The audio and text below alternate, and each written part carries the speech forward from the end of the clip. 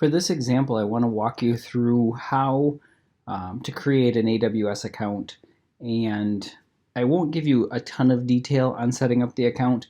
I just want you to know that when you do set up an AWS account, it's going to ask for your contact information. It's going to ask you for credit card information, and then basically a username and password to confirm that. I will say that during the sign up, it's going to ask you to confirm some CAPTCHA, which is basically verifying that you're a person as opposed to a robot. And that CAPTCHA is not good, is kind of the way I would describe it.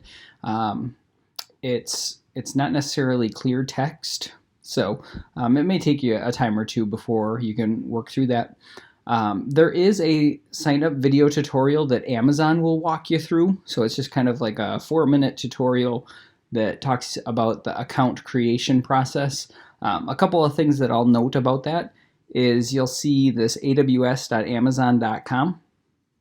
That's the URL that you're going to use, and then you'll click on this sign up button in order to actually sign up.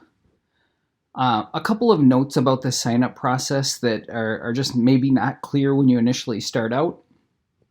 The account that you're creating when you create an AWS account is called the root user account. So I'll show you what I mean by that if I go sign in. So I'm just going to go to console.aws.amazon.com. And you'll see it's asking for a root user sign-in. This is the account that I used to create my AWS account. So this is the email that I used.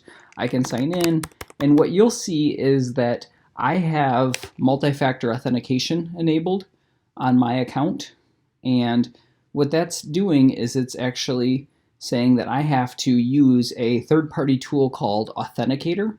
It's on my phone, and it gives me a six-digit code to authenticate. So it's a username and password and then a 6-digit code that's going to allow me to authenticate.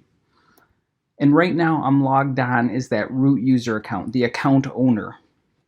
And it's not necessarily clear when you sign up for AWS that what's really going on is by being the root user or the account owner, you're basically agreeing to the fact that you're going to be responsible for all the charges that come as a result of this account.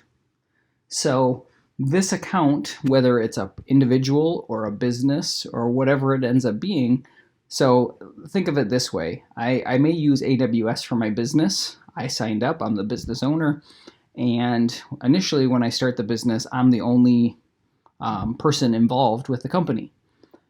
As the company grows, I hire more and more people use AWS within the organization.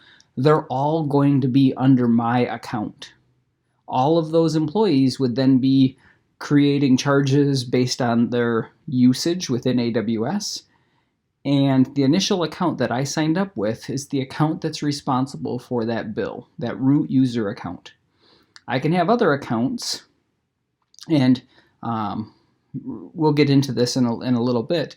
I can have other accounts that have limited access within AWS, but that root user account has access to everything. It has access to create users, to create services, to basically do whatever you want within AWS because they're the ones responsible for paying for it. Okay, so that's the type of account that you're creating. Eventually, we're going to get into talking about IAM and creating other types of accounts and other types of accounts with limited or restricted access so that we can't incur those charges, or we're limited in terms of the types of services that we can use and the types of charges that we can incur. But at this point, when you sign up, you're signing up as the account owner or the root user, and that root user account is responsible for all of the charges that would be incurred by this AWS account. Okay, so you're going to create an account. That's a requirement for the class. This is really lab 1. You create the account, you sign in. So I'm already into my AWS console. And then all I want is a screenshot showing your username.